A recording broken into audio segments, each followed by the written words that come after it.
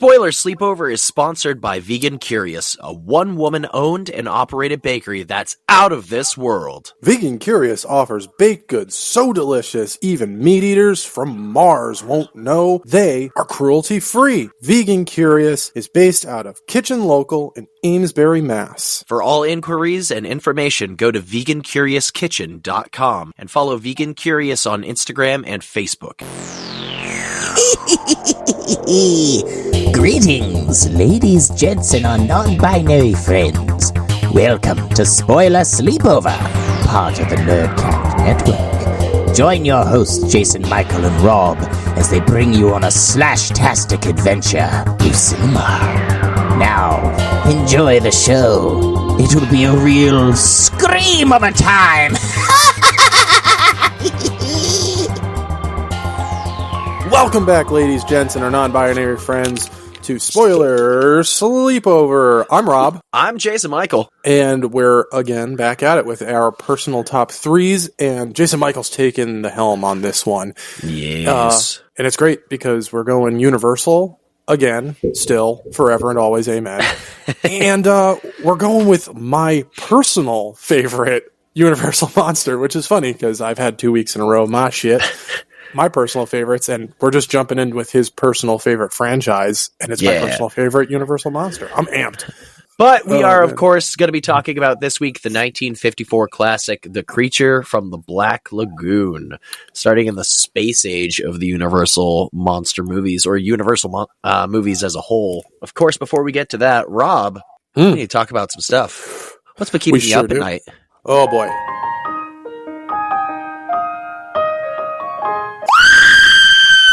Aside from, like, the huge, I've not been watching too much new, per se, stuff. A bunch of shows that were, we had the big writer's strike and all of that stuff had happened. And a lot of the shows that I love were put on hold, and they're back. So, The Rookie is back. So I've been catching up with The Rookie. You cannot say a single solitary thing. Because I have promised Zoe I'm not going to watch it until she gets out here. So I've got at least the first half of the season to go through when she gets here. Yeah, dude, the first episode, you two are going to be like, what the fuck? It is so good. They came back with a literal bang. It is so good. So yeah, The Rookie, The Good Doctor's back. So isn't that its final season? Yeah. I'm okay with it being its final season, though. I feel like at this point, there's not many places the show can go. Mm-hmm. So I don't want to spoil the show. There are people out there watching this show. I think it's run its course. I'm excited for this season. I love the show. I love the characters. I love the progression of all these characters, and I'm just hoping they don't do that like fairy tale ending sort of thing. Like, let's wrap up life at this point when your guys are in your 30s in a nice little bow. It's like, no, that's not how this works. Like, at least fix the current issues and then make it a nice ending, but like keep it open. Like, hey, people live their fucking lives. But yeah, it's been great so far. The Connors are back, which I love the Connors because Roseanne is one of my favorite shows of all time. We are restarting Bob's Burgers. I have kind of fell off. I think I'm like 3 or 4 seasons behind, and I haven't watched the movie. So, yeah, my fiance is a huge fan, and we've decided to start the rewatch. So that'll be fun to do. Aside from that, the only actual new thing, and I'm going to suggest for you to watch, and anybody out there, I don't give a shit if you do or don't like anime. If you don't like anime, this is the perfect show to fucking watch. It's new. There are 4 or 5 episodes out right now. I've only watched 4 currently, so I think by the time that this episode drops, the 5th episode should be out.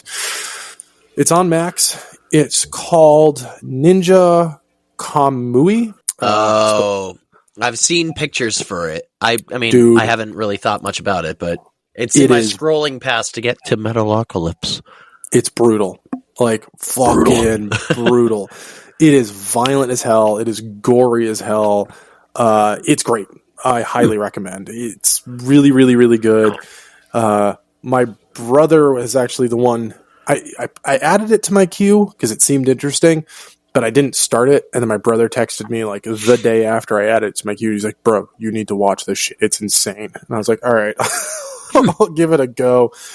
And it's good. It's really good. Like really, really good. The first episode, I got misty-eyed. It's a really fucked up, sad start to a show, but it's, boy howdy is it good. Jesus. So yeah, that's what's been keeping me up at night. What's been keeping you up at night? I have, of course, recently gotten back from England, and I just miss it entirely. Like, I have never been outside of the country until most recently, and it is fantastic. I highly recommend it to anybody and everybody to travel, try new things, and go to different places. Like, it may seem very normal to people like who live in England, but to somebody who's A, never been out of the country, and B, doesn't travel much, like, people were sitting next to the London Eye going, oh yeah, it's the London Eye, it's a big Ferris wheel. I'm sitting there going, wow! Oh, wow! Yeah. So it's been a lot of getting back to the way things are here, but also just enjoying it because I can't wait to go back already. Other than that, as for shows, of course, I've been getting my monthly watch along to Metalocalypse on. I'm almost done with the 4th season, and I've been back for about 9 days. Jesus Christ. And other than that, just catching up on some of the stuff that I missed, like some of the YouTube content that I missed while I was over in England because I was busy all day, so I wasn't actually watching it. But other than that, go see the world, travel different places, try new things, put yourself out of your comfort zone. Yeah, that's all I got for you on that. Nice. Let us know what's been keeping you up at night in the comments and on Instagram and Facebook. And yeah, we will definitely be shouting people out if you recommend us a cool show or a cool movie. And we will definitely be talking to you on the socials and putting you out there so you can have your experiences with the world as well. Yeah, buddy. We'll give you a shout out. We'll let you know, like, hey, so-and-so said to watch this, and we did. Or they have terrible taste, and we didn't. Well, now that we know what's been keeping us up at night, I've got a really special... This is going to be a conversation. I said special. Okay. I don't mean special. This is going to be a conversation. But we need to jump into a little creeping it real. So, this is... I don't think I've ever said this before, but you have quite a bit. Uh-oh. At the time of this recording, just a few days ago... Oh, yep. They announced... Miramax announced that they are going to be doing a Halloween TV series. They are calling it a hard reboot to the series. Really?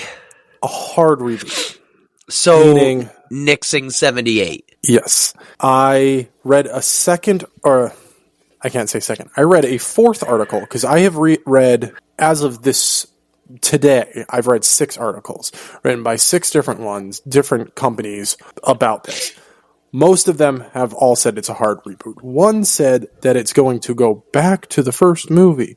And it's like, all right, cool. Well, we went back to the first movie in the most recent trilogy, and it is what it is. I'm going to lean more towards the fact that multiple sources have said it's a hard reboot, that it's going to be a hard reboot. But here's my issue. Well, I have many issues. Halloween fans, like fans, hardcore fans. Yep. Generally, I don't know. Actually, it's weird. I don't know where you stand on this. Generally, hardcore Halloween fans hate what Rob Zombie did with the first movie by showing Michael as a child and being like, this is how he grew up. This is what he went through. And they're like, fuck that. We don't want that. We just want the shape. And it's like, yeah, I get it, but Rob Zombie's a fucking artist, dude. Like, he's a storyteller. So good at it too. And I love Rob Zombie's Halloween movies. I don't give a fuck what anyone says. I love the second one. I love how like cerebral and like dream like it's like a dream. It's crazy. You get to like see things through Michael's eyes in the second one, and I think that's really cool. But if you're hard rebooting Halloween and fans have already shit on a sort of hard reboot, being Rob Zombie being like, here's child Michael, is this gonna work? There's gonna be viewership, at least on the first episode. Like, they're gonna get a lot of views. There's no way they're not, because us fans are gonna be like, all right, let's fucking watch this dumpster fire. Let's see what happens. But I just don't see, I don't know, it's weird.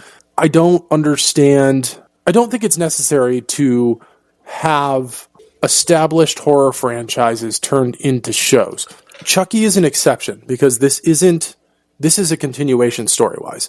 It's picking up right after the last movie and running with it. And it makes it better. It's gorier than the movies. There's more fucks in it than the movies. The story is expanded. Yeah, he swears more because they're given an allotted amount of fucks per episode to say. So they're actually able to swear more than they have in any of the movies. And I think it's up to date on the current episodes. Charles Lee Ray has said fuck more times than he has in all of the previous movies. So that's pretty nuts. But that makes sense. This Crystal Lake series that's coming out where we're going to see child Jason isn't... Yep. What, are we going to watch Pamela be a fucking helicopter mom? Like, who the fuck wants to watch that shit? What are we going to get with Michael? We're going to watch him kill kittens and stomp on toads and burn bugs with a fucking magnifying glass for fucking 12 episodes? Like, what are we doing here? So, okay, I could keep bitching and complaining and making comparisons. What are your thoughts on this? Because it just, I don't know. I didn't see it coming from a mile away. So I love the Rob Zombie movies. They're terrifying, honestly, because Rob Zombie makes scary shit. He makes really great, down-to-earth, feeling like it could be a real thing kind of movies. Yeah. Especially with the first one. Like, Tyler Mane, I was scared of him when he was Sabretooth in the X-Men movie in 2000 or 2001, whenever that came out. And when I found out that was the Michael Myers, dude, the guy's like 6'7". Yeah. He's tall as shit. Taller than me. I was maybe, 12, 15 when this movie came out, and watching it still gave me nightmares as like a teenager. Because of this portrayal of Michael Myers is horrifying. It's really good. It's, yes, a little weird being like a giant is Michael Myers, but at the same point, it could make sense. But as for the show part of it, I don't know. I think it's more of a cash grab and more of like, well, now that we have the ability to do this, we're going to do it. It's going to be something brand new. It's giving me kind of like almost Halo vibes, where it's like people will show up for the first episode to be like, oh, wow, maybe this could be really cool. And then it's just something like, what the fuck? Yeah, and then Master Chief takes his fucking helmet off and nobody wants to fucking see that shit. No. Yet there's a second season, dude. So the whole point of the Chief keeping his helmet on is fans can see themselves in the helmet. They can see themselves under the mask. You don't need to know what the fuck he looks like. Yes, there was a little glimpse of his eyes if you finish Halo 4 on Legendary, but at the same point, still completely anonymous, no idea who it is. We don't need a backstory on him. We don't need, this is John, the man behind the mask. It's like, who fucking gives a shit? We barely know shit about Din Djarin from The Mandalorian, but, I mean, yes, he takes off his mask, but for the most part, he keeps it on because he wants to live by the creed. I don't think there is anywhere good that this Halloween show can go. No. I don't think so. Even with Crystal Lake, I don't think there's much that we could see of it unless it's just like its own. We get a little bit of Kid Michael or Kid Jason, and then all of a sudden it's like, bam, this is just what happens on our own Halloween nights in like the future. But I don't know. I don't have high hopes. No, I don't. That was a random piece together from everywhere and every single anger and everything. No, but it pieced together. It makes sense. I watched the first 2 episodes of Halo and noped out. I just Master Chief taking his helmet off pissed me the fuck off. I was just like, there's no fucking reason for this. Like, why? For what? I've seen the first 2 episodes all the way through because I tried to give it a second chance. Then I tried to give it a third chance to stick with it. I did the same thing for Velma, and yet I finished Velma, and I'm pissed off about it. But I didn't even finish that shit either. I couldn't. I gave up halfway through the 3rd episode of Halo, and I haven't gone back with a care in the world. I've seen the final scene of the first season on YouTube. Not many people have understood what I mean by this. Have you seen Meet the Spartans? Oh, yeah. Okay, you know how badly designed and like just cheesy it looks. It looks like they're on a green screen set or a blue screen set. Yep. That is what the final fight of this season looks like. It looks like it's trapped in Meet the Spartans realm of just like, we're on a blue screen and throw a set right here. It looks like shit. It fucking pisses me off. I'm mad now. Yeah. So, I mean, at the end of the day, it's not like horror series are stopping. Like, that's the thing. No. That we have, as far as I remember, the first two that were announced were Hellraiser, which I'm still waiting for, and I'm personally excited about. The last I had heard, they're focusing the first handful of episodes on each of the Cenobites, which is kind of dope, because they did that with a movie and focused solely on who Pinhead was before he was Pinhead. Most people hate that movie, but it's whatever. I don't give a shit. I love Clive Barker. He's amazing. And he's attached to the show. So how can you hate on having him? Like, if someone had come out and said, hey, this Halloween show is John Carpenter written, produced. I was going to say. Good. If it fine. was, great. done. If he's writing it, I don't give a fuck who directs it. If John Carpenter's writing it, then this is going to be a good show. But he's not attached. At least not announced yet. He's not attached. So, whatever. I mean, we still have this Aliens series that's supposed to be coming out, too. But if John Carpenter only wanted to do one Michael Myers Halloween and then have it be different Halloween stories like he wanted Season of the Witch to be, maybe that's what they're going with. If that's what they're going with, I'm okay with that. It's kind of like Goosebumps and Twilight Zone disjointed shit, whatever.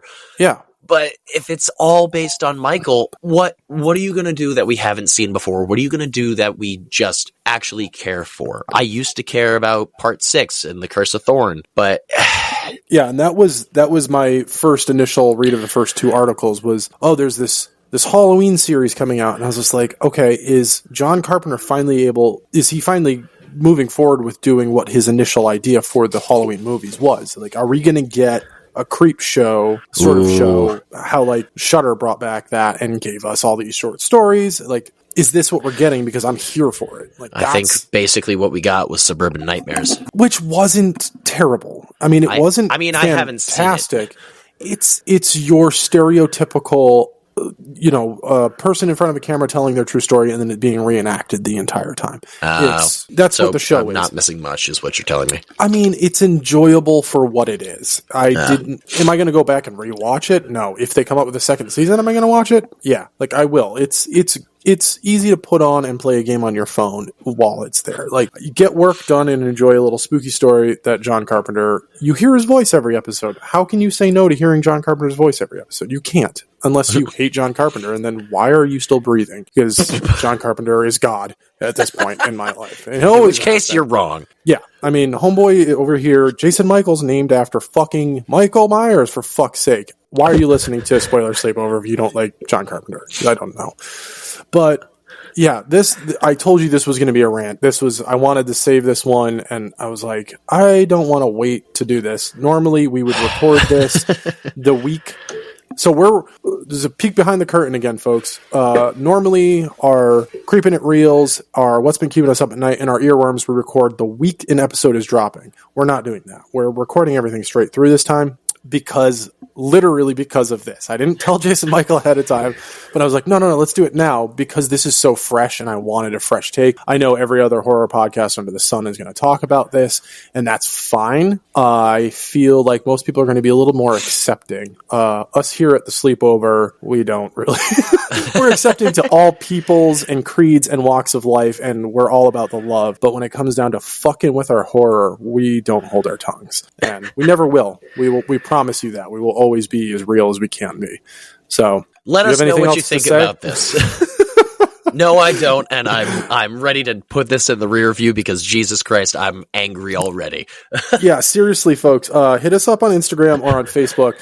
Let us know what your thoughts and feelings are about this this Halloween series. If you want to record something so we can hear the rage in your voice, or towards the series or towards our opinion, record something. We'll drop your audio clip into an episode so that you can be heard here at the sleepover. It's your podcast, folks, so let us know what you're at. But enough of that. Let's get into things that make us happy and make us feel good feelings inside. And let's pull out that thing that's hanging out of your ear right now and jump into some earworms. This shit again. Yeah, well, buddy. It's a good thing you brought up the fact that we're recording this and all the way through, because my earworm is actually a album that came out the date before today that we're recording this. It came out March 8th. The newest Ninja Sex Party album, These Nuts. If you have not heard Ninja Sex Party, it is half of the YouTube gaming channel, The Game Grumps. It's Dan Avidan, and he plays the character of Danny Sexbang with his friend Brian, who is Ninja Brian. They've got 11 albums now, and These Nuts is a wonderful addition to the album. I loved hearing These Nuts all yesterday. I got up early in the morning and specifically looked at my phone to see These Nuts in my album library, and I'm making the jokes, yes, on purpose, so don't worry about it. It's a great album. It's a very short, quick album. I mean, a lot of their stuff usually is very quick and jokey and to the point. It's great. I highly recommend the entirety of Ninja Sex Party, but definitely the newest album, These Nuts. Go give them a listen. Listen to These Nuts. Yeah, I can second that. They're a great band. They're a lot of fun. Yeah. My earworm is also an album that came out a couple of weeks ago. It's those nuts. So excited for this album to come out. And it is Idol's latest album called Tank. It is spelled Tangk.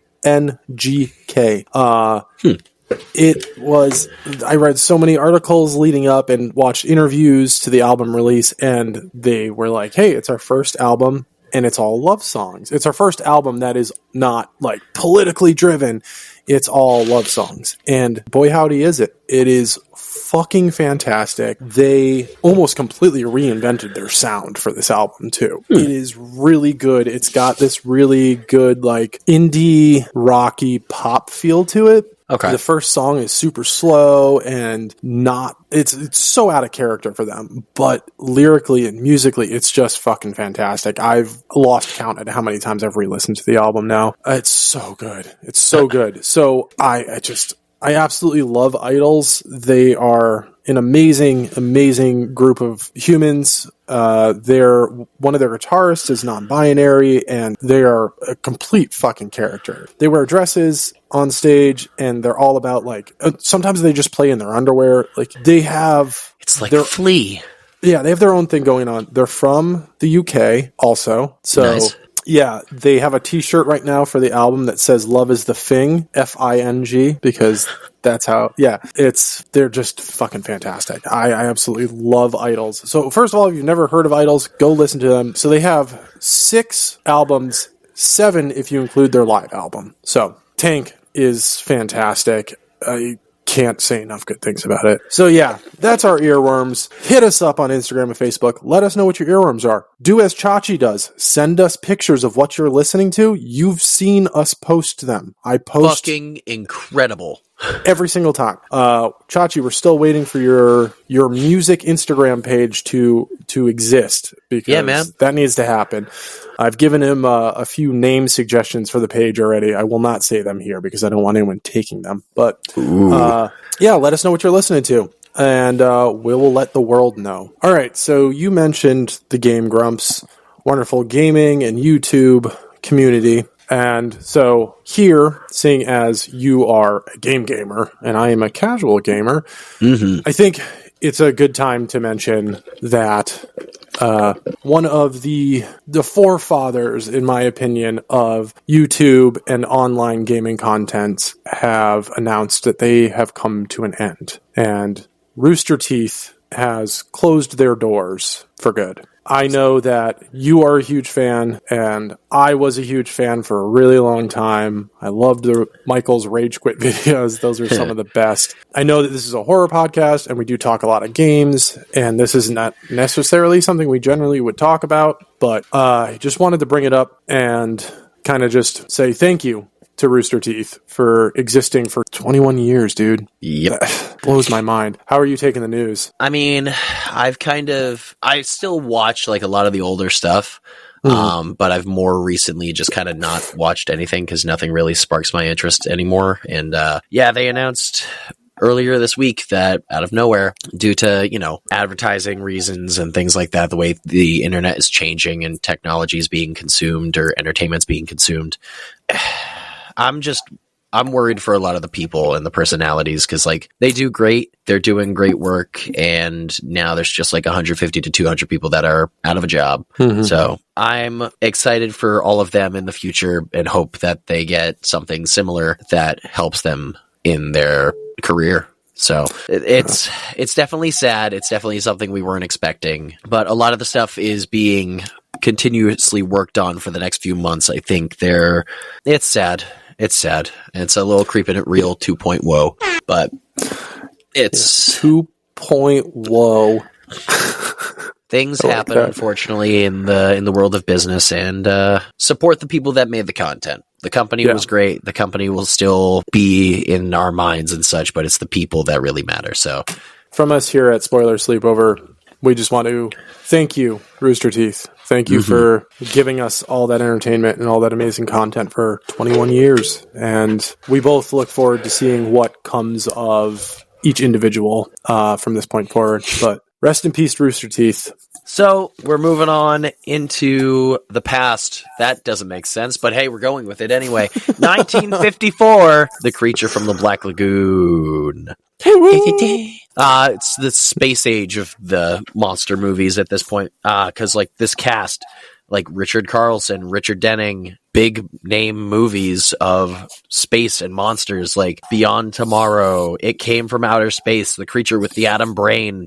It's all in this period of time, and the Universal monsters have a space type creature, but still manage to root it in like actual evolution and history. Creature was played by two different people in this movie, Ben Chapman and Rico Browning, which Ben Chapman was like 6'5", so super tall dude, and he plays the land creature. So every time you see the creature walking around, that is Ben Chapman. And every time you see the creature underwater and swimming, that is Rico Browning, because he helped the crew find locations for them to shoot in Florida and like showed them how to swim around it. And they're like, hey, we like how you swim. And he is the one who's swimming around. He had to hold his breath for minutes at end. Sometimes there were air hoses, but not very many air hoses were put down there. So he had to swim holding his breath for like 4 minutes at a time sometimes. And it's insane. He's the only one who played the creature in all three movies because he plays the swimming creature in all three movies. You can tell which suits are whose because Ben Chapman has like the 3 scales on the front. And in order for the suit to fit Rico, they had to take off like one of those chest pieces. So his kind of just looks like a singular split in the chest, where Ben's is like 3-tiered armor almost. It's wicked. It is awesome. Yeah. This was also not Jack Pierce, who's been doing all the makeup for previous monster movies. This was Bud Westmore and his team, which they also did the effects for Abbott and Costello Meet Frankenstein. So they were a lot more like pieces of makeup instead of like everything pieced together one at a time, which things for Jack Pierce would take a while, where Bud Westmore and his team, it would cut the time practically in half. Much more larger prosthetics that, while changed the look of certain things, also were just easier to put on and more concise. So our movie begins in the beginning. Basically a narration with some underwater effects of like inks or whatever being shot into the water with a syringe and giving that cloudy look. It's basically telling about evolution. You know, the planet was born, creatures started to they started to inhabit the water, and then land started happening. They started walking on land, and it's like years later, here we are down in the Amazon, and we get a scene of a doctor running up to a limestone depository, and there is a hand, a skeletal creature hand coming out of the wall as a fossil, with the first sound of one of the most iconic music trills of the Universal monster movies. I did some extra research. You can hear this music trill for the creature 130 times in this movie. It's intense, dude. Yeah, it's the whole rest of the song is awesome too. They use it to portray several different emotions and how you're supposed to feel throughout this movie. It's an awesome theme song. Yeah, I love the fact that they show up and his hand is sticking out of the lime deposit. And homeboy just takes a pickaxe to it and he's like hitting the hand and shit. It's supposed to be like this like billion-year-old fossil. And then he just grabs it with his bare hands. It's like, yeah. Have you never done an excavation before? Like, where are your gloves at? Why aren't you being more gentle? Like, what the fuck are you doing? It's the 50s. It's a different time. I mean, they do the same thing like when we meet a few other characters like Mark in a little bit.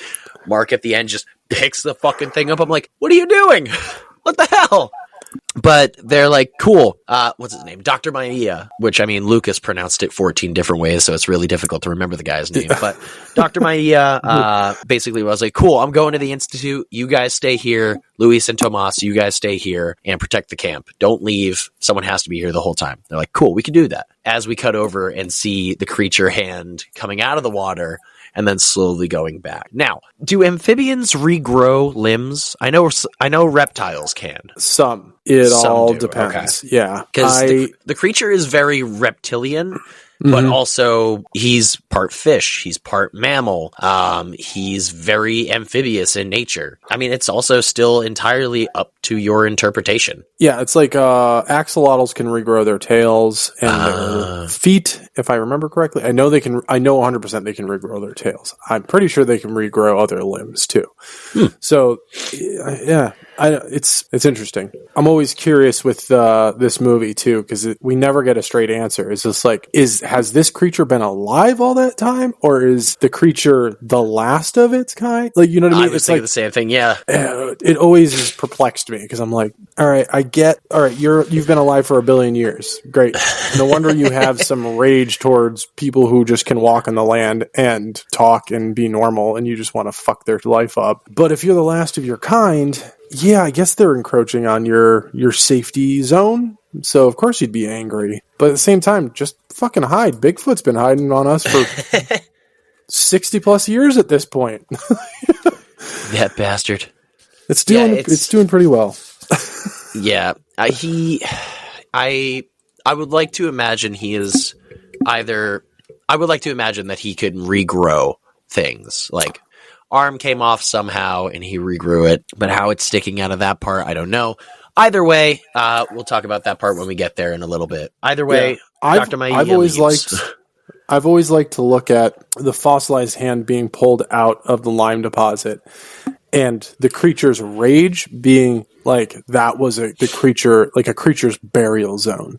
Like they just defaced like his grandmother or something like that, and that's why the creature's angry. I always want to Grandma Gillman. Yeah, Grandma Gillman. I've always wanted to attach like a backstory to something that doesn't have a backstory, and that's every time I watch it, I'm like, you done fucked up. You shouldn't have touched the burial site. It's like Pet Sematary. Don't fuck around with shit you don't understand. We don't go down that road now. Yeah. That was a good impression. Thank you. Dr. Maia leaves and he goes to the Institute, which they're in Brazil, so close to the Amazon. And he meets Kay, who's played by Julie Adams, she is fantastic. She has her whole, like, kind of damsel in distress moments in this movie, but at the same point is also like, fuck you, I will also be with everybody else. I don't need to go lock myself in a cabin. I need to be up here with everybody. Right. So we meet Dr. David Reed because there's a whole introduction as he swims up and then adjusts to the pressure. He comes up. He was a former student of Dr. Maia, and he's like, oh, Dr. Carl Maia, Dr. David Reed. And it's like, okay, now we know the people. Love it. Thank you. Move on.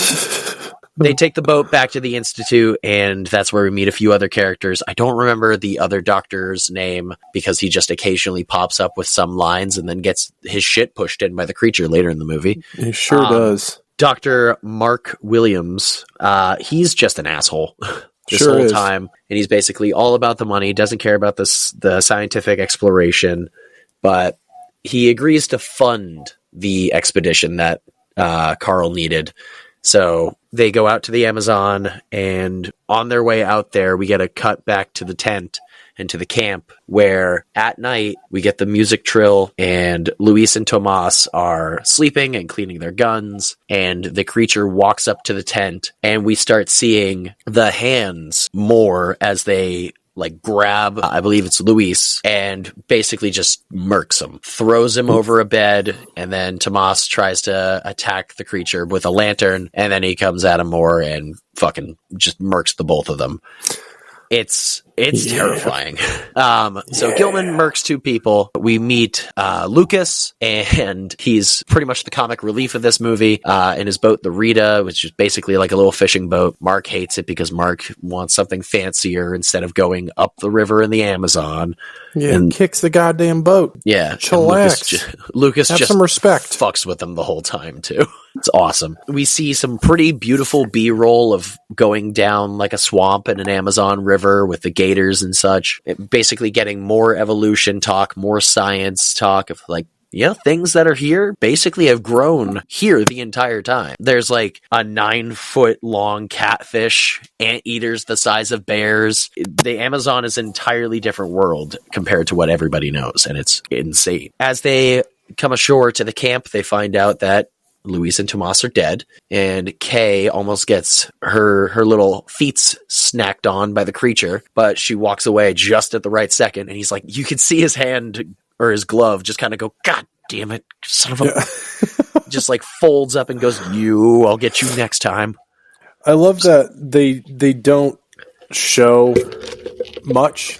Like, when they walk into the tent, we see the hand, and the hand it's just a hand, and it's got a little bit of blood on it. Yeah. And it's all like in rigor mortis, but like it's upright. It's It leaves a lot to the imagination, but these are like some of the first. This one was kind of like old Universal movie kills, but in this movie we get like an actual, we watch a murder. Yeah. Yes, Frankenstein has thrown people off of the top of a tower before, but like we don't see that. Later in the movie, we see the creature full on brawl with somebody and send him to his death. Yeah. Yeah. Like, the creature likes to strangle people. Seriously. But they start doing work. We see Lucas just chilling with his cigars that he always has as everybody else is breaking apart rock, shifting through the rock, seeing if they can find anything. 8 days go by and they don't find anything. Mark is pissed. David seems optimistic as usual, and he goes, what's at the end of this river? And they go, well, they say it's a lagoon. It's called the Black Lagoon because it's a paradise, except for nobody's ever come back and to tell the tale. And so Mark goes, all right, we're going. And Lucas is like, what the fuck? What, did you not just hear what I said? What the fuck? David believes some of the limestone deposit has washed away and eroded over many years and possibly wound up at the end of this river in the lagoon. So they take off, head into the Black Lagoon, and the first scene that we see of the lagoon, it looks so small, yet like it could go on forever. The sets in this movie are incredible. Wherever they went, or whatever they made, the whole thing is like an endless world of its own, and it's awesome. I like that the lagoon itself, you can't really tell what the depth is, because there are places, there are moments when we get the amazing underwater camera work where you can clearly see the bottom, and then there are other moments where, for example, we go down to the cave, jumping ahead, but it seems like it goes on forever and it's super deep, and you're like, what's the depth of this lagoon? Because we can't tell. There's several parts where they're on the base. So Mark and David go underwater and they start collecting rock samples, and they're like what you think is on the bottom, which a few feet off to the side, there's a cliff that you can dive down even farther. So they're like on one layer of it, and it's just terrifying, which the creature has helped with a early onset not lycanthropy. That's the wolf man. Yep. A early thalassophobia feeling for me. So the fear of open water. Jaws and the creature from the Black Lagoon, and the Loch Ness Monster for that matter, really helped me as a child to fear the open ocean. Fuck that shit. But as they're swimming around and they're looking for samples, we get the first actual look at the creature. It's very quick. And I didn't realize, I saw it while watching the movie right before we started recording. You can actually see the creature before it's the music trill as he goes in front of the camera. It's where either Mark or David dive down, and for a split second, you could see the creature pop out from behind a rock. Now, whether they meant to keep that in, or it was just like, oh, well, Rico's in the background. Gotta just continue with it anyway. But we see the creature, and he flies up trying to catch whoever's right there. And he basically sits in the background watching them collect their rocks. And then David gets a little bit of plant life off the bottom to bring up to Kay. The whole underwater sequence, and this is just the start. We see a lot more, especially what's about to come up. So David and Mark go back up to the top, and they're like, it's a whole other world down there, blah, blah, blah, blah, blah. And Kay goes, what's it like down there? I'd love to see it. And so while everybody else goes down into the boat to start looking at samples of rocks, Kay takes off her little, almost a bathrobe. We see the infamous bathing suit that was made specifically for Julie Adams and this movie. It was a one-of-a-kind bathing suit, and it's iconic, really. That's crazy. I didn't realize that was made just for her for this movie. That's really cool.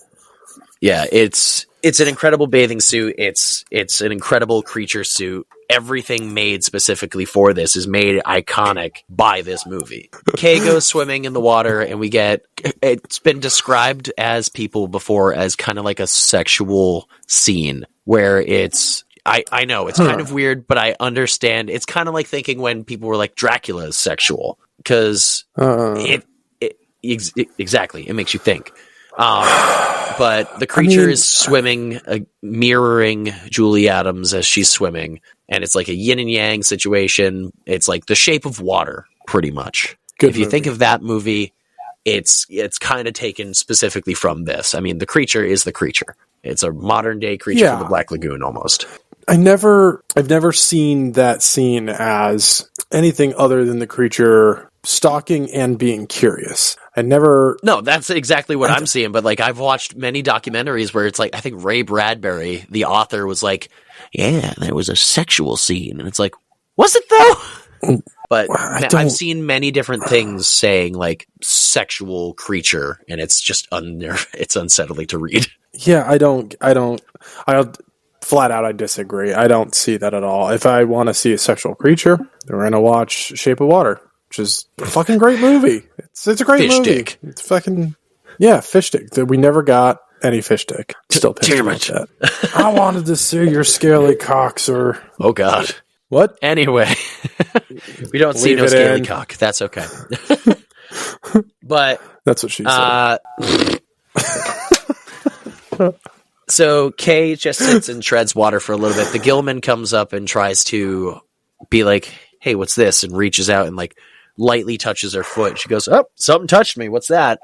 While we watch Rico, still underwater, swim away and just sit there for the longest fucking time. Like, there's been a few movies where I've wanted to hold my breath with the certain characters to be like, if I think of Pirates of the Caribbean, I think of that scene in Mission Impossible where it's like, oh, they went underwater. Better hold my breath to see if I can, do that.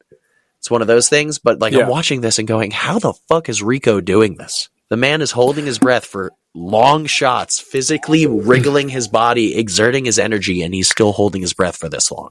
It's crazy. Training, man. Training. Seriously. But Kay starts to swim back because they're like, oh, you're too fucking far out. Get over here. So then, like I said earlier, the music picks up to make you feel different emotions through this movie. It starts seeming foreboding, dark, and just, oh God, something's going to happen to her. So the creature is following. She gets out of the water perfectly fine. The creature gets stuck in the net and starts to wriggle around. Like, oh, pull up the net. Nope, cut it loose because it's breaking the boon. The creature breaks out of the net, leaves behind a toenail or a toe claw, which they take out and go, something's down there. Kay sees it and goes, I wasn't alone. She didn't say it, but the look on her face of, oh God, something was right behind me, pretty much. So they decide, Mark and David decide to go back into the water, try and get a picture of something. Mark brings along a spear gun, and David's like, we're not trying to kill it. or whatever's down there, we're not going to try and kill it. We're just going to try and get evidence and collect evidence. And he's like, well, wouldn't it be cool to, bring back actual proof of something? And he goes, Mark is all about the money and David's all about the science and experiments and trying to understand life and preserve it. Even after the creature has been like, the fact that you see the Gillman when they go down, David tries to take a picture of the thing and Mark just straight up shoots at it with a spear gun and hits it. He hits him right in the chest or in the stomach area, which then he flips over and starts swimming and it's in his lower back. Continuity. Continuity to my notes. But Mark shot at the creature unprovoked, and when they get back up top, David is pissed. He's like, why'd you fucking shoot, dude? You weren't attacked? Mark and David are just fighting this entire movie over who's right, who gets money, scientific exploration, blah, blah, blah, blah, blah. It's a whole back and forth that makes you really not like Mark. I get it. The whole point of his character, pretty much. Yeah, it's easy to not like Mark. Towards the end, you can kind of like him, which when, he comes to help David, but it's a very quick little thing like, oh, well, I guess that's kind of sad. Anyway, moving on. So they're sitting, waiting around for a while, and then Lucas brings up he's got rotenone, which he uses it's a drug that he drops into the water, and it makes the fish groggy. They come up, and he can fish that way. Doesn't have any other effect. It basically just knocks out the fish. So they think, let's drop some rotenone in the water, see if we can get any of the Gillman. A bunch of fish come up to the water, and they're basically just all floating. And they're like, cool, nothing's fucking happening. Maybe it's not going deep enough. How do we get that to happen? So they make rotenone tablets, or they have rotenone tablets, and they're just dropping it farther into the water and making it sink farther. The creature is like watching it happen, being like, what the hell are all of you doing? And then there's a scene where Kay is smoking a cigarette and she flicks the cigarette into the water, and you see the creature look up like, God damn it, woman, I trusted you. You're out here ruining my environment. Yeah. Treat it like a trash can. They tried to develop a picture earlier, the one that David took, but turns out they missed him entirely. And they just get like, what the hell? Well, something is down there, and the creature is actually on the boat walking and takes one of the deckhands into the water. And it's one of the most terrifying lines coming from a guy who's like, I have no idea what the fuck's going on. A demon dragged my brother down into the depths. It's like, oh God. But that's when they find the footprints that are on the deck as well of the creature who just shuffled onto the boat and took a dude off into the water. So they're waiting for anything to happen. It's nighttime now.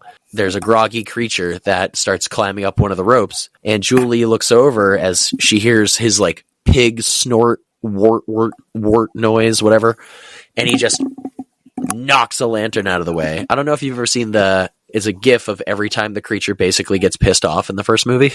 And it's like he knocks off a lantern. He gets a lantern thrown at him. He basically just hits something random. It's like, fuck this, fuck that, fuck you, fuck this in particular. It's a great gif. Hopefully we can find it and we'll post it. It's really funny. Yeah, absolutely. But he knocks off the lantern and starts swimming away. They get a spotlight on him, and we see our first like actual full look at the creature standing at the little riverbed. And again, you don't know the depths of this lagoon. There's certain points where all of a sudden you can stand up. It looks like you shouldn't be able to, but you could stand up, and then it's a drop off because we see the creature and then he just walks into the water. David and Mark go swim up to the thing and follow, and we find out that's where you can just straight up dive down into this underwater cave. And the cave, while a great set in itself, looks like in the background the painted area, it just looks like it goes on. Yeah, it's really cool and completely underutilized. Like, we could have spent some time down there previously. Yeah, there's like 2 scenes in this movie in the cave. It's when Mark and David are down there trying to find out where the creature went. The creature is like having trouble breathing. He's getting a little groggy, and he starts walking out the back of the cave, which is now back up on land. Maybe there's like a dip, and then you go under, and then you swim all the way up to the cave. So it's like off in a mountain or off in the hills somewhere. I don't know. The creature walks out, and I can't remember the other guy's name. The other deckhand and Julie Adams are sitting on the shore, and the creature comes out and is just... We get a pretty cool, quick scene where the creature is just standing far back in the woods, and you see Julie at the front, and it's just standing there staring at her like, okay, that's the girl. Get up the courage to go talk to her. But this is where we start seeing some of the other creature effects, like the breathing and the gills and the whatever the thing that frogs have under their neck is. It's like watching the creature breathe is one of the funniest and coolest things to me because it looks really silly, but it's very scientific. Yeah. Yeah, and it's the mechanics behind it for the era that the film came out is leaps and bounds ahead because you get to see like the air. You don't like you get to see the air poofing out and stuff like that, like it breathing. The gills move, which is just dope. It's like, how do they do that? And you can't see wires. 1954, really fucking cool, insane. Yeah. I mean, the creature is I don't give the creature enough credit, honestly. I love him, and after rewatching this movie again and again and again, he goes higher on my list every time. The creature is so cool, and he's terrifying. He's like really just an environmental activist, if you think about it. But yeah, literally. He goes up and attacks the deckhand goes at him and attacks him, so he's just defending himself. He's in the right this whole time. And then he picks up Julie and tries to go away with her, but he is drugged at this point, so the Rotenone is hardcore kicking in, and he falls to the ground, where Mark comes out and starts hitting him with a rifle, just like, we got him, and gives him one good whack with a rifle. David steps in. It's like, you're going to fucking kill him, you asshole. This upcoming scene I thought about, but they answered it earlier. When he's in the trap that they made on the boat, and you just see his little creature face floating in the water, I'm sitting there going, why don't you just put more Rotenone in there? Keep him drugged so he doesn't break out like he's inevitably going to. But earlier, Seriously. David, when they're like, well, he's drugged. Let's just wait for him to, come back up. And David goes, he might have lungs. The fact that he's able to come up here and walk around, he might have lungs. So if he is knocked out, he's going to drown because he can't breathe. So right. It was a little, so that's probably why they didn't, have the safety net of the Rotenone in the boat. Yeah. They have him in a little cage. His little floating head is really funny to me. The doctor and Kay are up on the boat and just talking like, well, you're upset about Mark and David because you love David. Well, this, that, and the other thing. And the creature breaks out. Like, I've heard enough of this shit. And isn't afraid of the lantern that the doctor has and goes and attacks him, basically rips his face up because he's covered in bandages for the rest of the movie. And Kay then throws a lantern, and it's a pretty decently tracked on shot of a fire mask that kind of sits on his shoulders. It's not the creature's not actually on fire, and you can see a point where the tracked on fire kind of shifts off of his body. But for the most part, the effect is pretty good. So they bandage up the doctor, they bring him downstairs, and they're basically like, will he survive? I don't know. Mark is still pretty much at this point like, let's go get him. He's burned, he was drugged, let's go get him. We can bring this back. And David's like, dude, we're now down 3 people. If he dies, there's going to be 4 dead people. What's it going to take? What is it going to take? Basically, Mark doesn't give a fucking flying shit. Either way. So now David is basically like, we need to leave. Let's get the hell out of here. And Mark is like, we're staying. I am the person who paid for this expedition. We're going to get him. And Lucas is like, nah, I'm going to listen to David. Mark threatens him more. And Lucas pulls a knife on him and just goes, you were saying something? Huh? Just pointing the knife into his chin. Like, that's what I thought, motherfucker. So David convinces Lucas, we need to get the fuck out of here. And Lucas is all about it. You okay?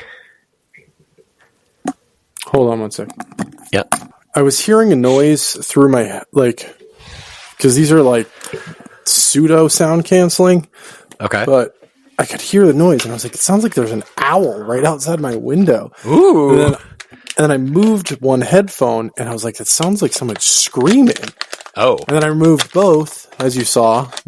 And I was like, now I'm not sure what I'm hearing. And so I went to the window and listened. And what it is 2 dogs barking and a little kid screaming, Shut up! So, not an owl. Technically somebody screaming and 2 dogs barking and the kid just not having it. What the fuck am I hearing right now? Shut the fuck up! Shut up! Anyway, they attempt to start leaving, and Lucas is piloting the Rita out of there. Everybody else has a gun and is waiting when they see that there is trees down at the entrance to the lagoon blocking their way out. They hit the boat brakes and slam into the branches that are blocking the entrance to the lagoon. And they're like, well, he kept us here. We know he's still here. He doesn't want us to leave. So Mark is all like, let's fucking go get him. And David is sitting there going, we are fighting for our lives, and you just care about if anybody believes us? What the hell is wrong with you? So they decide to lower the winch in, and David looks around to see if, the creature's out there, and it's eerily silent. The only thing we hear is the putter of the boat and an occasional water splash. And we know that the creature's out there somewhere, but where? So David hops up. They start to winch the logs out of the way, and we see the creature swim up in a silent shot as he grabs onto the cable, breaks the cable, and they're like, oh, well, that didn't work. Lucas is like, it must have slipped. It's like, no, it did not, you dumbass. And then we hear a slam, and it's the creature who broke their rowboat. Basically like, oh, you're fucking going nowhere, motherfucker. So David is like, all right, give me the aqualung. I'm going to go down there. I'm going to try and reattach the cable myself. So Mark is I'll go with you. I'll be bait. And he's like, for fuck's sake, stop. You're not going, you psychopath. And Mark punches him and goes, I'm going. David comes back and punches him in the... it looks a lot weaker of a punch than what David got. Yeah. But Mark went down like a glass-jawed, money-hungry son of a bitch. And David leaves. David hops in the water and tries to reattach the cable, and the creature is swimming up on him, and all of a sudden we get a scene of Mark swimming up with his trusty spear gun and shoots one right past David's head. David also has one of the spear guns basically as defense, but Mark is the one who is actively hunting the creature, and he goes after him. I'm pretty sure he hits him. The creature swims away and pulls the spear out like, you motherfucker. And this is where we get that scene of an actual murder in one of these movies where Mark is up top of the water looking around, and the creature goes up, grabs him, and starts pulling him down farther into the water. The music in this scene is incredible. It's it reminds me of the whole final part of The Wolfman. Mm-hmm. Wolfman's running through the woods, and Claude Rains is running through the woods, and Evelyn Ankers is running through the woods. It's that whole thing. It's a spin on the actual theme song, but it feels more intense.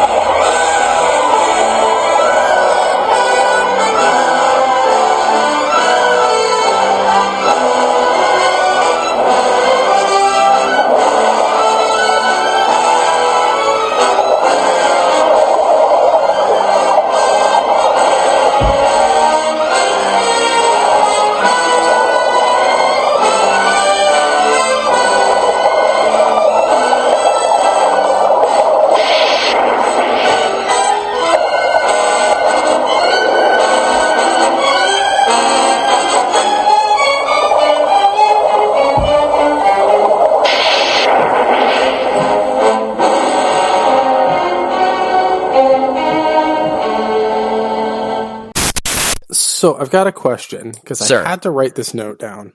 Okay. Every single time I've watched this, when the creature swims up to Mark to grab him, mm-hmm. The creature's arms are down. The creature's feet are by Mark's head, ish, right? but his hands are down, yet Mark is going down with him. The creature's back is against Mark. Did the creature grab Mark with his butt cheeks and drag him down? So every single time I watch it, I'm like, dude, he's just strongest glutes on earth. Or the creature from the Black Lagoon. He just slapped them cheeks around Mark and just was like, "You're coming with me, bitch. Let's go." I don't know what muscles it really takes to swim, but I can imagine he probably has something strong. So the creature goes up and like grabs his leg in a downward motion and like wraps his arm around to bring him down. But like Mark's struggling and wriggling around, and Rico, how he swims in a very like kind of fashion. They're already tangled up in the very next scene. When David swims up and sees them, and we see another like pulling down scene, they're already tangled up. Yeah, it's the initial grab where it doesn't look like he's holding anything. He's just back against him, just glute squeezing onto him super hard and swimming down. Every single time, I'm like, I understand it's a movie. And let's go with that narrative, though. They're just attached. They're tied together so that they're going down together. The creature just has a strong ass. Yeah, it's the creature from the backdoor lagoon. Backdoor lagoon. Oh. Yeah, nasty. It probably exists. Probably. I don't want to look it up. Anyway. Me neither. Creature drags Mark down to the bottom or one of the many different locations of bottom in this lagoon, and is rolling around with him. The music's intense, and we see the creature bite one of his air tubes and rip it off. And it looks like it's done in slow motion, but it's like he's moving very slowly, and the music kind of like gets a little spike right there for that moment. It's just an incredible scene altogether. Oh yeah. But the creature eventually lets go, and David, I'm pretty sure, shoots at him again. He's basically like, fuck off, get out of here. So the creature swims away, and Mark floats up to the surface, where now they have to take care of Mark's body because he wanted to be bait. And the creature finally got revenge, and not in the second movie. So now, Dave, this is where the idea of he's like a mosquito comes into play.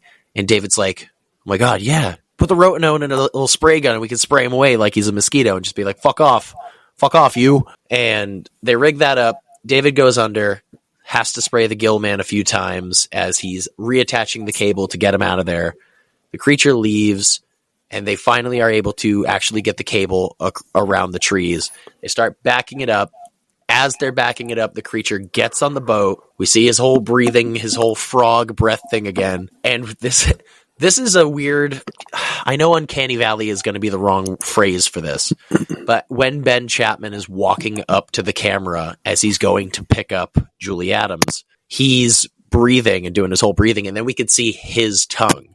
Yeah. It's a cool little effect where you can be like, wow, this is the Gillman's tongue, but I'm just sitting there going... As Ben Chapman's tongue. There are a few moments with both actors as the Gillman where you can see not just tongue, but there's moments where you can see teeth and lips, and you're just like, all right, well, there they are. But this moment, I feel like this is intentional. Yeah, he's very pissed off. He's very hungry. He's like, you know what? Fuck you. I'm taking you. Yeah, and just grabs Kay, brings her into the water. Lucas is about to shoot, and he's like, whoa. You're gonna shoot her. Hold the fuck on. And then David just immediately hops into the water and starts swimming after Kay and the creature. And in this next scene, when Kay is being carried through the caves, Ben accidentally walked her into one of the sets and bonked her head off the wall. There's a behind the scenes picture where she's getting a little Band-Aid. It was hyped up to be a lot worse than it was. It was just a little bump and she got, the Band-Aid, but there's like knocked her unconscious and, banged her head into the wall. It's just a little, oh fuck. But yeah, it's not like anyone being thrown through a window in an Abbott and Costello Meets movie or anything. No. Good grief. Yeah. So David is now in the grotto, and this creature coming out of the water and standing up scene, he looks evil. He looks pissed off. Just like, God damn it. Get out of my fucking cave. Leave me alone. House. Get off my yard! Yeah, that's his house, and the lagoon is his front yard. Yeah. Man, imagine the property value. He's living it up. He's living large. He's a millionaire that's a billion years old. A million billionaire. I wanted to make the joke, but you beat me to it. You son of a bitch. Either way. The creature comes out of the water, starts attacking David, who the creature straight up just takes up the spear gun and throws it against the wall. It's like, fuck that thing in particular. I've already had enough of this shit. I've recognized it. Boom, into the wall it goes. David tries to get him with a rock or his knife, and the creature just picks him up, and you can see the claw marks on the side when he puts him down. But the creature picks him up and then starts getting shot by Lucas and Dr. Maia. A lot. Oh yeah. The creature then is like, ow, motherfucker, and starts walking at them. They keep shooting him. And then he's just like, all right, cool. I'm sorry. I yield, and starts walking out. And David's like, whoa. Let him go. He starts 6 times. We shot the creature 6 times. Oh. Now I want to rewatch it. Oh no. And just count how many times that he was shot in this final scene. Because overall it's way more than 6. This poor creature. Which is interesting too, because this is something that I pointed out when you and I had seen this in theaters together originally that I thought was cool, was there's a continuity with injuries that the creature receives throughout the movie, including like the spear gun shot, one to the front, one to the back. The toenail caught in the net, that one, like he's missing it from his foot now. Right. And then with these ones, I mean, the creature gets shot straight up in the fucking head. And it's still walking. And there's bullet holes, dude. Yeah, there's not just bullet holes. There's bullet holes with blood. Or whatever it is coming out of there. Like, it's amazing. This last shot is one of those, like, continuity is... It's just crazy, like, how they thought so far ahead. Where if you go and watch some of the previous Universal monster movies, there's no fucking continuity. They're just like... Yeah, next scene. The Wolfman was wearing a tank top and walked out into the night wearing a full-blown dress shirt. Yeah. He went, I'm underdressed, all right. A little button up, tuck that shirt in, put on my belt. All right, we're good. It went from the Wolfman to Wolfman. Yeah. PhD. Little tie. Yeah. So the creature's leaving the cave, basically like, all right, you win. I'm sorry. He walks into the water and then falls forward. And the last thing we see is the creature floating down to the bottom of the lagoon, presumably dead, until the sequel. Until the sequel. Fun fact about the sequel, it ends with this exact scene as well. It is the exact same scene. Spoiler. And that is 1954's The Creature from the Black Lagoon. Our third focused Universal monster movie. We had, of course, The Wolfman and the Invisible Man with the Abbott and Costellos next to it. But there's no Abbott and Costello meet the creature, which is sad, but I'm okay with it because they kind of met him in the advertisement for the Meets Frankenstein. I don't know if you've seen that clip. Yep. Yes. Yep. So they're doing like a show of the Universal backlot where Abbott and Costello are, getting ready for their movie to come out, and Costello scares the Frankenstein monster who falls into a crate, and then smashed out of an entire other crate is the first actual look at the creature, because they knew the movie was coming out, but nobody knew what he looked like. Right. And then all of a sudden this pops up on stage. People scream in the actual audience being like, what the fuck is that? And that was awesome. The only meeting that Costello had with the creature. But a couple other fun things about this movie, besides the 130 times of musical trills. Did you know that Rico Browning had to use the bathroom during one of the takes? So surprisingly not going in the costume, but I mean, it makes sense. He climbs out of the water after being submerged for several minutes and walks up on a beach where there's a mother and her child just at the beach. And he walks out in full costume, surfacing from the water, and they book it. They're screaming in terror and they run. And Rico's quoted as, and that's it. That's the last I saw of him. I never knew that. I'm like, that's fucking awesome. That's fantastic. Exactly what I want from this movie. Oh, man. So I think it goes without saying that our bloody legend of the week is Rico Browning. I think it deserves a two-part, honestly. I think it should be Rico and Ben Chapman because of their portrayal of one monster where you can't tell the difference. If you know that one is a land and one is specifically picked for his swimming, they flow together in such a wonderful singular creature to where it's like you can't tell that it's two different people, and they flow it so well together, I think. Yeah, no, there's definitely no difference in land or water. It's hard. I mean, unless if this was my first time knowing that two different actors had played the creature, then I would have been like, oh, wow, this is crazy. I would have never known. But like, it's amazing. Rico Browning is just amazing. The fact that he wasn't like Kane Hodder. He wasn't just the stunt coordinator. He also was doing the stunts. Yep. He's amazing. He is the Kane Hodder of the Universal Monsters universe. Yeah, so I don't know if I ever told you, but right over on my wall, and we'll post pictures of this on Instagram. When I was a wee little lad, I met Ben Chapman at a horror convention, and I have a bunch of stuff signed by Ben Chapman with like Creature on it and such. I did not know that. Yeah. So I'll post that on the Instagram, as well as if you didn't know, unfortunately, last year in February, Rico Browning did pass away. He was the oldest member of this movie still alive. Previously was with Julie Adams. But Rico was our last monster that was still alive. So unfortunately, rest in peace to Rico Browning. He is going to be missed. Rico. Yeah. With that being said, out of 10... how many squiggly swimming Gillman would you give this? Well, that's an easy answer because it is my favorite of the Universal Monsters. So it is a 10. 10 squiggly boys. I love it. Yeah. I love this movie. What about you? Obviously, another easy answer. Oh, yeah. I would definitely also give this a 10. I'm pretty sure I'm going to give all the Universal Monster movies a 10. But I will say... I still kind of like the second one a little bit more. Revenge of the Creature was honestly my favorite Creature movie growing up as a kid. It's been years since I've watched The Creature Walks Among Us, so I might have to do that again soon, but I still love this movie. It's incredible. He's a monster.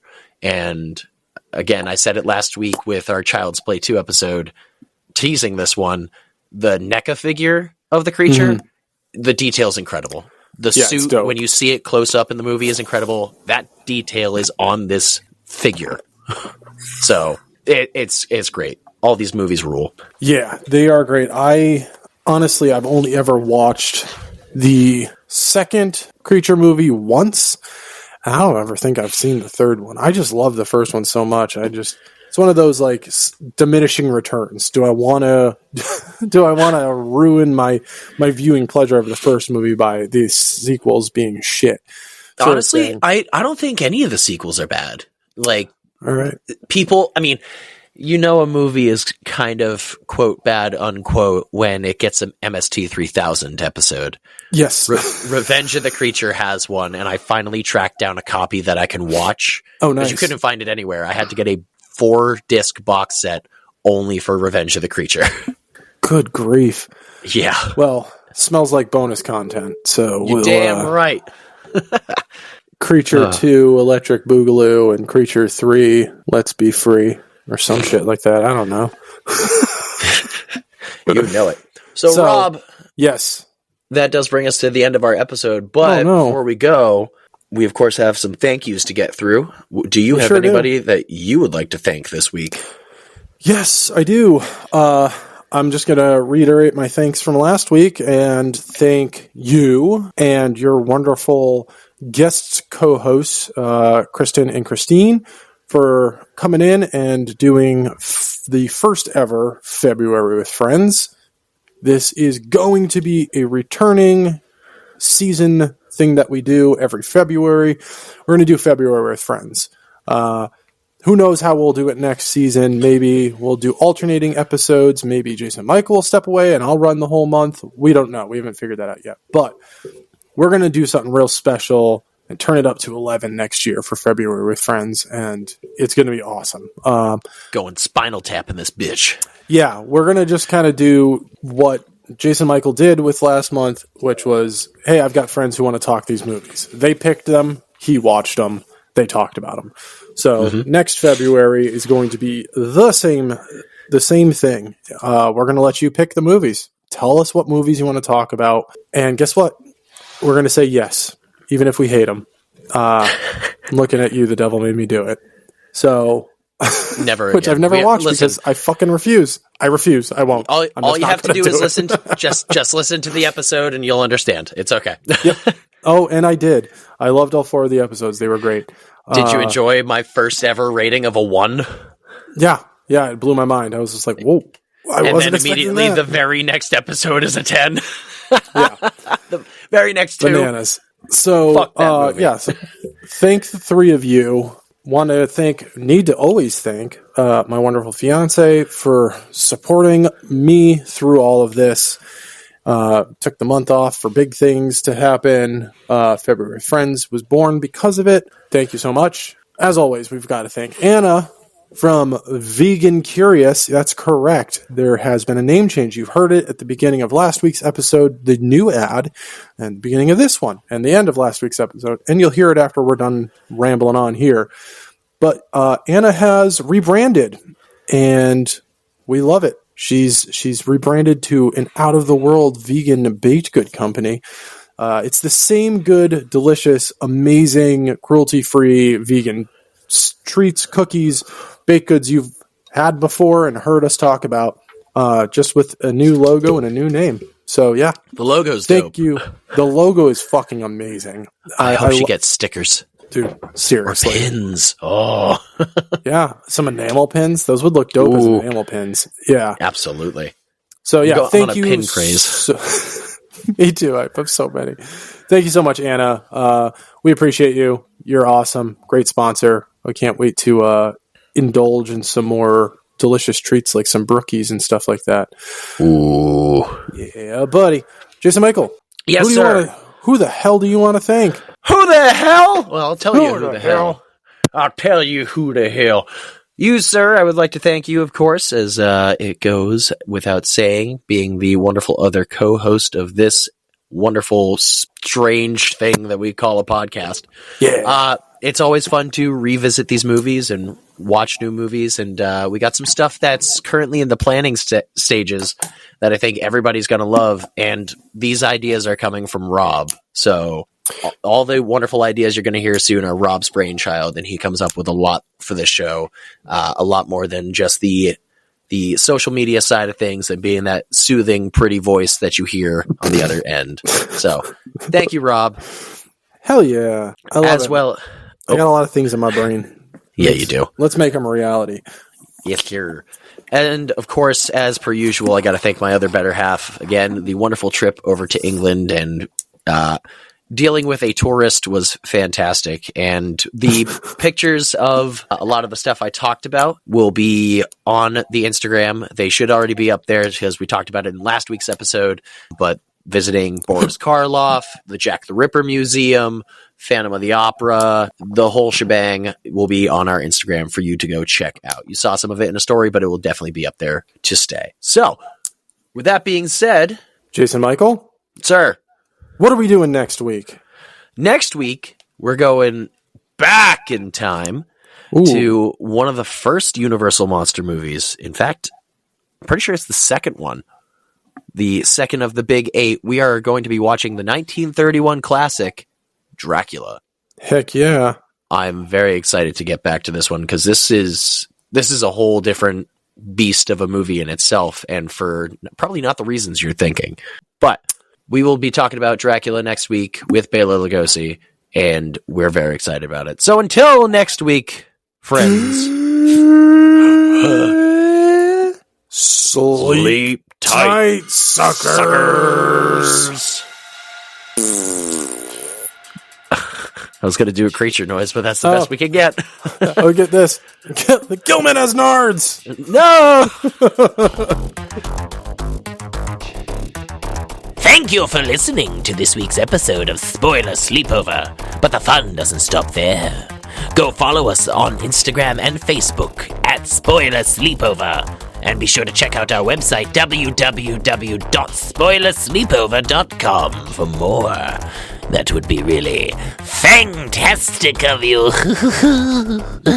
So until next time, sleep tight, suckers!